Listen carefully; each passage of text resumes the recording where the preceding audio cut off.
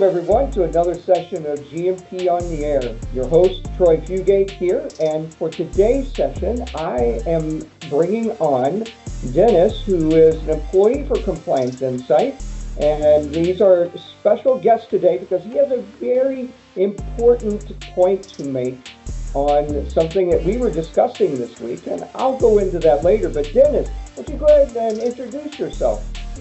Yeah, thank you very much, Troy. I'm Dennis Schwerling. I've been with Compliance Insight for just over 5 years now on the sales side. I'm looking forward to talking with you and seeing how you can relate this experience that me and my fiance went to with FDA inspections. Excellent, excellent. So, thanks, Dennis. It seems like it hasn't been 5 years, but boy, I tell you, it's been a very dramatic 5 years that we've grown. So, just to give you the backdrop of this, I always speak about being a trusted advisor. Compliance Insight, as your trusted advisor, your hands-on, your experts that come in and not just tell you that things are wrong, but to give you insight into it, to help remediate issues, to find those things that keep you awake at night. And that's that trusted advisor. I spoke about getting a second opinion, like a physician getting a second opinion in your GMP operations. So when this week, actually, Dennis and I were having a call, and I was going over this concept, these points to him, and he related to me a really important event in his life. And I said, Dennis, this is a fantastic point. And Dennis, I want you to go ahead and just tell the audience what you and your fiance have gone through and how that really reflected upon the whole point we're making as a company of getting a second opinion. Yeah, yeah, absolutely. To give a little background, this we'll call issue has been going on for a little while now. So my fiance had a cyst on her left ovary. So long story short, we didn't really know it was there. She's had some discomfort and some pain, nothing too unbearable. And then one night about 4 a.m, that cyst actually burst. So she was in excruciating pain. And my fiance, she's a Black Hawk pilot for the Army. So when she woke me up and said, I need to go to the emergency room, I knew that something was really wrong. So it was snowing. That at this point we're out in Colorado Springs, so there was snow on the ground, trying to get to the emergency room, driving real slow, and she's just over there holding her stomach. I'm like, oh no, what could this be? Long story short, we get in there. They say you had a cyst about the size of a baseball on your left ovary that was been, causing her pain for quite some time. It finally burst, and they said the good news is this will heal itself. The body's good at healing it. You're gonna feel a little sick. There's gonna be a lot of blood in your stomach, all those sorts of things that go on with a cyst bursting. So she was feeling pretty sore for a while, about a month, and then, about a week, and then for about that 3 weeks after that original week, she started feeling better, and then the feeling started coming back. And she didn't want to go through this excruciating pain again, so she got set up with the doctors, and they took a look at her and said, yes, another cyst is growing. It's small. It should stay small, or it should burst while it's small, and it should be fine. So that back and forth with the doctors as her pain level was increasing, and she wasn't able to go out, but she actually wasn't able to fly helicopters. They put her on what's called a down slip for medical reasons, because she was in pain. And say if something that happened at 4 a.m. that one night happened while she was flying a helicopter, bad things could happen. So she's going back and forth with the doctors, and they're like, it's not big. Like, we don't want to say you're exaggerating your pain. We believe you, but you shouldn't be in this much pain. This cyst has come back. It's resolving itself, though. It's small. You should be fine. This will go away in no time. So about a month and a half later, we finally go back in. She's talking to the surgeon at this point, and she's like, I need you to go in and clean up whatever. This is causing me just extreme discomfort. And like you said, literally keeping her up at night when she lays down. She just doesn't feel well. So to get to the day of surgery, we go in, the surgeon comes in, he's telling us everything.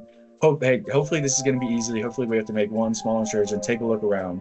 If it looks like what we're seeing, what the emergency room had center, what the OB had center on ultrasounds and MRIs, it should be clean, and I'll clean everything out. You should be all good to go from there. And so she goes into the surgery room, she comes back out, and she's feeling better before the doctor can come out to us. And so she's reading the doctor's note. And the nurse who was there with us, who's filling out the paperwork as she's laying in bed, coming out of the anesthesia. And I was talking to her, I was like, are we going to be able to talk to the doctor? And said, the doctor sometimes comes out, sometimes he'll call in, and if you can leave early enough, we'll give you a call at your house. So they have to keep her for an hour. We were there for an hour. We head back home, and the doctor, well, I should say, I was talking to the nurse that was helping us, and she was like, this was a left ovary cyst cleanup, right? And we're like, yeah. And she's like, he keeps mentioning right in this. And so, of course, I'm thinking, oh my gosh, like, are we going to have to go through this whole thing again? You know, you hear stories of that where people get their knees operated on and the left one's injured and they operate on the right one or something like that. Yeah. So I'm thinking, oh man, here we go. It's always something. And so she didn't want to talk to it because she didn't really know what was going on. She said, I'll have the doctor call you and explain what's going on. So the doctor calls us and explains that when he went in there, the left cyst had burst, he cleaned it up, everything went as planned there. And so he shifts the camera kind of back to center and realizes that things are kind of shifted. And he says, oh, that's strange. Something odd is here. So keep in mind, this original cyst was the size of the baseball when it originally burst. And he takes a look at the right ovary, and there's a 10 centimeter diameter cyst. And he's explaining it in the paperwork. He said it's the size of a grapefruit. And I'm like, that's not possible for something that big to be, inside of you. Like, there's no way that's right. And the doctor's explaining it. He's going through everything.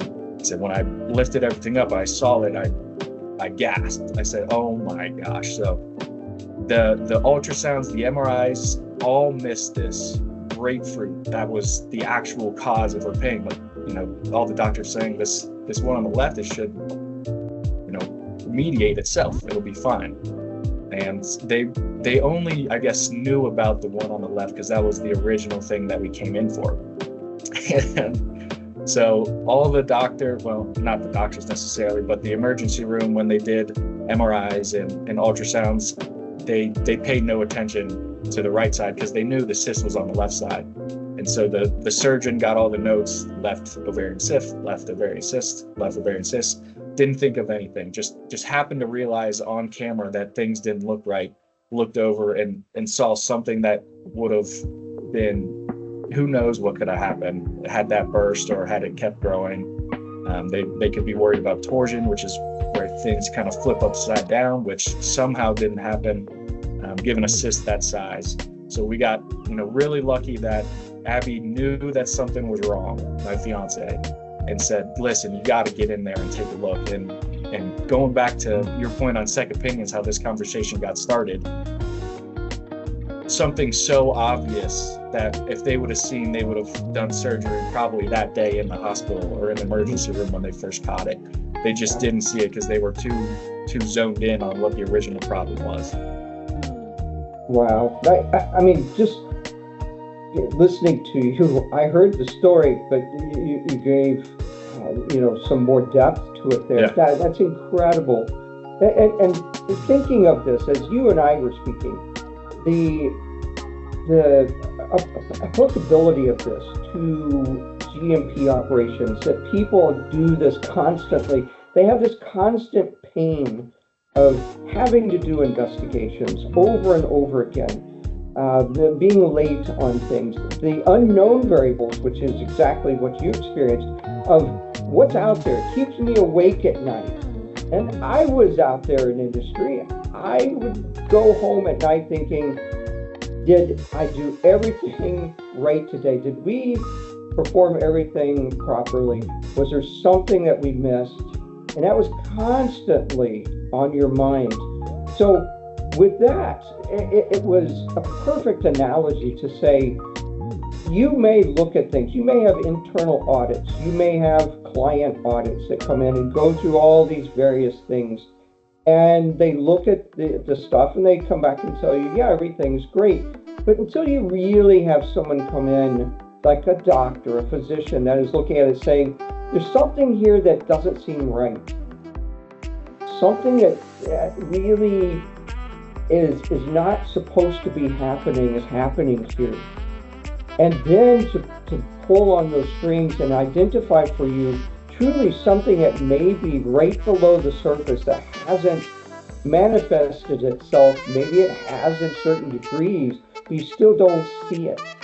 This is a great example of getting a second opinion, and not just a second opinion from anyone. It's getting an expert opinion, someone who's been there, someone who has done the work, someone who knows the FDA mindset, to be able to come in and now look at it and say, hey, let's look at this.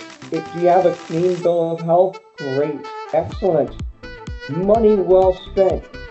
Go out and find something to say, you have some serious problems here, or you have some issues here, you have minor things around. All money well invested in your success and your own health of not having to worry about things. Well, Dennis, I really thank you for the story. I appreciate you and your future wife. Tell her we all wish her a speedy recovery, and we are absolutely thrilled that she's feeling better. And we look forward to having her into the Compliance Insight family via you, and look forward to years of just great growth and success on your part, personally and professionally. And with that being said, anyone has a question, myself or Dennis, now you've actually met Dennis in our group, always willing to help. Dennis and I just this week helped people prepare for an FDA inspection, gave them a whole plethora of documents, right? Dennis, you're wow, absolutely. And you have a lot of detail and info to hand out. Yeah, just doing a little bit of homework, looking at similar organizations in that specific industry, specifically gene therapy. What is the FDA coming back with? What are they focusing on? What are they going to scrutinize you more? So just having a heads up on what's going on in industry is always good.